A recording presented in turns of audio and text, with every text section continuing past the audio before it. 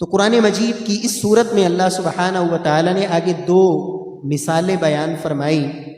دو شخص دوست تھے، ایک کو اللہ نے مال دیا، باغ، جس کے باغ کی کیفیت یہ تھی کہ دو باغ تھے انگوروں کے اور سائڈوں پہ کھجوروں کے درخت، درمیان میں کھیتی، لہلاتے باغ کمال قسم کے. تو دوسرا شخص جو ہے وہ فقیر تھا اس کے مقابلے میں.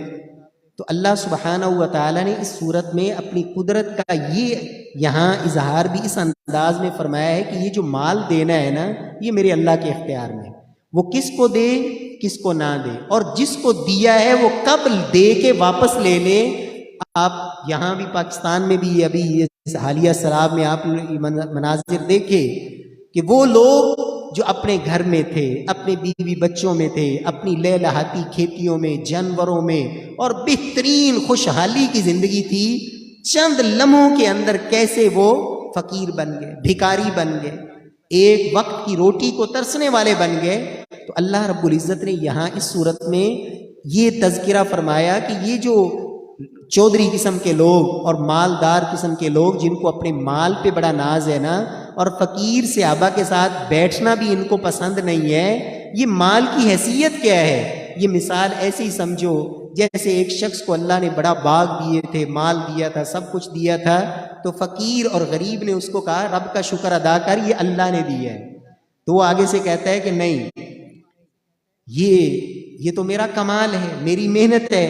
اور ساتھ پھر کیا کہتا ہے کہ ایک تو یہ ہے کہ یہ مال کبھی ختم نہیں ہوگا، ایک تو یہ مال کبھی ما اظن ان تبید ہذہ ابدا، یہ مال ہمیشہ رہے گا، میں ہمیشہ دنیا کی زندگی میں اسی طرح مال دولت والا چودھری اور ان تمام جائیدادوں کا مالک رہوں گا جب تک میری زندگی، یہ مال کو فنا نہیں.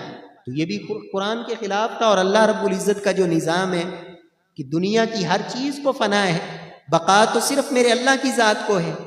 دوسرا اس نے یہ کہا وما اظن الساعۃ قائمہ، قیامت تو آنے والی ہی نہیں ہے، یہ تم قیامت کرتے رہتے ہو، قیامت کوئی نہیں آنے والی. تیسرا اس نے یہ کہا کہ اگر میں اللہ کے پاس چلا بھی گیا نا تو وہاں بھی میرے لیے اس سے بڑھ کے ہوگا، یعنی یہاں بھی میرے لیے خوشحالیاں ہیں اور مرضی کی زندگی، تو آگے بھی میرے لیے خوشحالیاں اور مرضی کی زندگی ہوگی.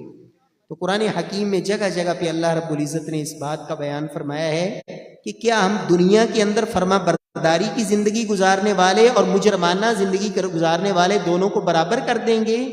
ما لکم کیف تحکمون، کیسے فیصلے کرتے ہو؟